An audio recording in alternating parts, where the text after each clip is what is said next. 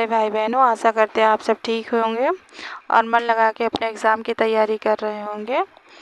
तो ये हिंदी के प्रीवियस ईयर के क्वेश्चन है और ये सहायक अध्यापक के लिए हैं, प्रवक्ता के लिए भी हैं। तो चलिए हम स्टार्ट करते हैं 284 क्वेश्चन से। क्वेश्चन को स्टार्ट करने से पहले आप सबसे एक छोटा सा निवेदन है, अगर ये मेरी वीडियो आप सबके पास तक पहुंचती है तो प्लीज़ इसे बिना स्किप किए आप इसे पूरा देखने की कोशिश करिए। तो चलिए हम स्टार्ट करते हैं। गद्य पद्य मिश्रित चंपू काव्य है, तो ऑप्शन सी सही है, राउलवेल। तो इसकी व्याख्या है, राउलवेल कवि रोडा द्वारा रचित एक चंपू काव्य है। उक्ति व्यक्ति प्रकरण दामोदर पंडित द्वारा रचित व्याकरण ग्रंथ है। स्थूलीभद्र रास जिन धर्मसूरी की रचना है। नेक्स्ट क्वेश्चन है, निम्नलिखित में से कौन सा नाम आदिकाल का नहीं है? ऑप्शन बी है गद्यकाल।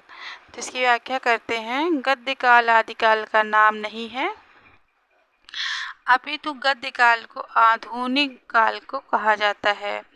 इसका समय 1843 से प्रारंभ होता है तथा अब तक चल रहा है। आदिकाल का नामकरण नाम है, प्रयोक्ता है चारण काल, चार्ज क्रिएशन प्रारंभिक काल, मिश्र बंधु है, बीजोपन काल है, आचार्य महावीर प्रसाद द्विवेदी, वीर गाथा काल है, आचार्य रामचंद्र शुक्ल, सिद्ध सामंत काल है, पंडित राहुल सांकृत्यायन, वीर काल है, आचार्य विश्वनाथ प्रसाद मिश्र, संधि काल एवं चारण काल है, डॉक्टर रामकुमार वर्मा, आदिकाल है, आचार्य हजारी प्रसाद द्विवेदी, आधार काल है, सुमन राजे।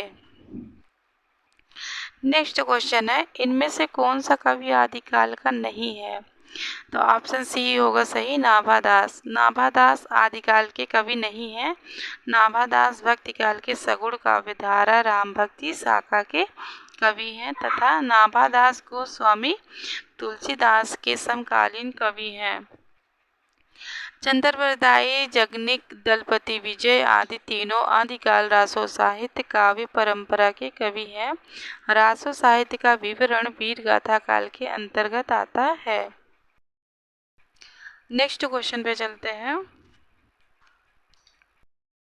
इनमें से कौन सी रचना आदिकाल की है? तो विद्यापति पदावली की। तो इसकी व्याख्या करते हैं, विद्यापति पदावली आदिकाल की रचना है। अन्य रचना व रचनाकार इस प्रकार हैं। रचना काल, रचनाकार सूरसागर रचना है, भक्ति काल है और रचनाकार है सूरदास। सूरदास और भक्ति काल है सूरसागर। बीजक भक्ति काल है कबीरदास। अब कबीरदास जी ने भक्ति काल में बीजक को की रचना की। भ्रमर गीत भक्ति काल सूरदास। सूरदास ने भ्रमर गीत की रचना की भक्ति काल में। तो नेक्स्ट क्वेश्चन है, इनमें से कौन सी भाषा आदिकाल की है? तो इसमें ऑप्शन सी सही है, डिंगल और पिंगल, डिंगल पिंगल। इसकी व्याख्या करते हैं, डिंगल पिंगल भाषा आदिकाल की है। अन्य भाषा व काल इस प्रकार है। तो भाषा है ब्रज और काल है भक्ति काल एवं प्रीति काल। अवधि भक्ति काल, खड़ी बोली आधुनिक काल। नेक्स्ट क्वेश्चन है, अपभ्रंश के प्रथम महाकवि कौन थे? तो स्वयंभू थे। तो इसकी व्याख्या करते हैं, डॉक्टर रामकुमार वर्मा के अनुसार अपभ्रंश भाषा के प्रथम महाकवि स्वयंभू को हिंदी का भी प्रथम कवि माना है।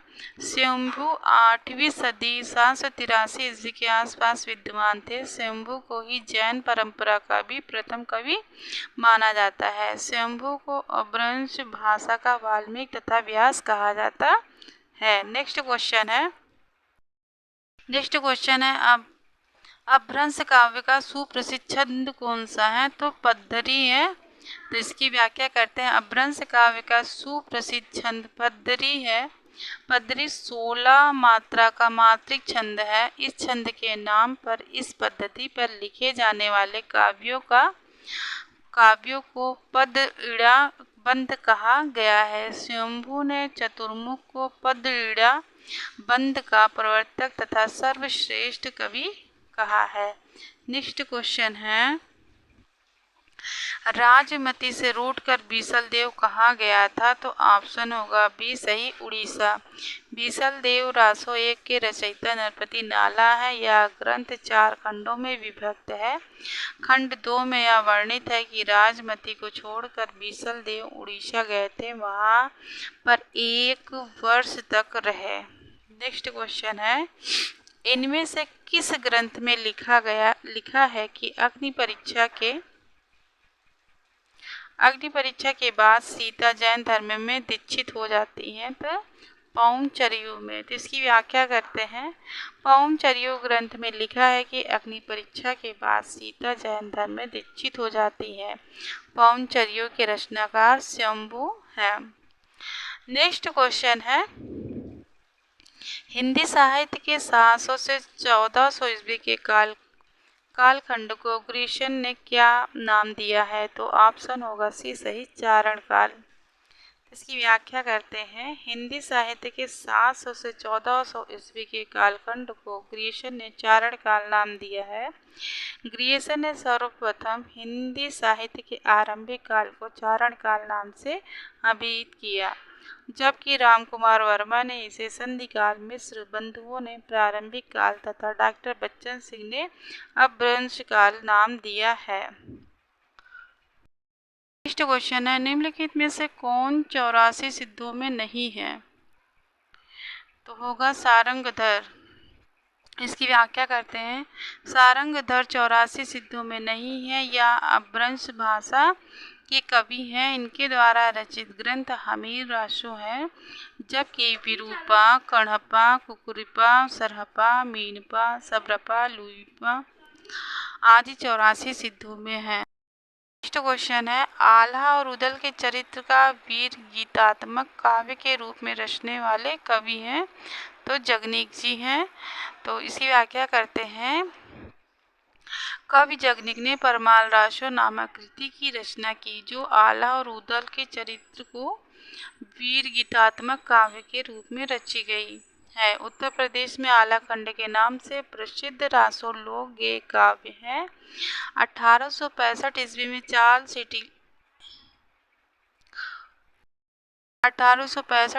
चार्ल्स इलियट ने इस ग्रंथ का प्रकाशन आलाखंड शीर्षक से कराया है। यह मौलिक परंपरा पर आधारित था।